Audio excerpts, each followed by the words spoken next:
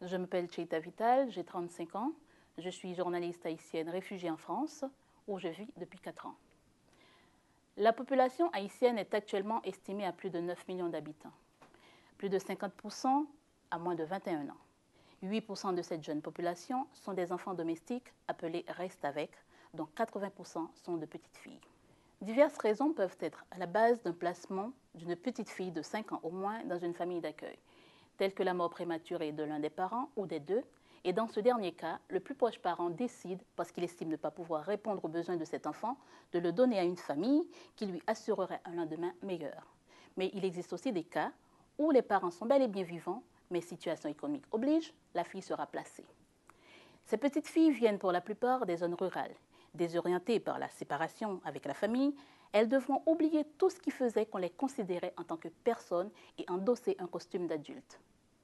Fini les jeux à la poupée avec les copines, fini l'école si elles la fréquentaient, avant le fameux voyage, car il s'agit bien de cela, puisqu'elles peuvent se retrouver à des kilomètres de chez elles et sont forcées de se familiariser avec un autre environnement, et le plus vite serait le mieux.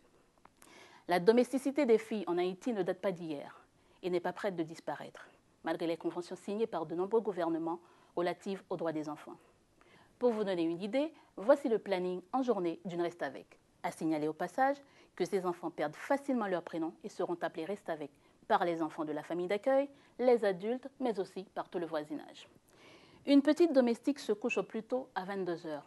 Donc ça peut aller jusqu'à minuit et fait étonnant, elle sera la première à se lever parce que sa journée est très chargée et longue. 5 heures du matin, c'est le réveil. Des fois, 4 heures du matin. Il lui faut préparer le petit déjeuner de toute la famille, sauf pour elle. Elle n'en fait pas partie légalement, donc n'a aucun droit. Préparer l'eau du bain pour toute la famille. Faire la vaisselle en faisant attention de ne pas casser un verre ou une assiette, sinon les coups pleuvent et d'autres punitions s'en suivront. Faire briller les marmites de ces mêmes menus. Cirer les chaussures des enfants qui partent pour l'école, alors que elle, non seulement elle n'a pas de chaussures à elle, qu'elle pourrait bien faire briller, mais ne va pas non plus à l'école. Et si par chance elle en fréquente une, elle sera plus souvent absente parce que ses responsabilités ne lui laissent pas le temps.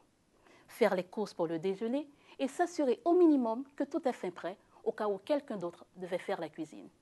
Faire le ménage dans toute la maison, refaire la vaisselle après le déjeuner, repasser le linge ou le faire à la main. En dehors de ces tâches ménagères obligatoires, elle doit satisfaire les moindres caprices de tout un chacun, jusqu'au désir sexuel du mari de la femme à qui on l'a confié. Les petites restent avec n'ont aucun droit. Elles n'ont que des devoirs. Battues, exclues, elles ne cessent de rêver de jeux, de rire, d'amour, de connaissances. Ces rêves, les bourreaux ne pourront jamais le leur enlever.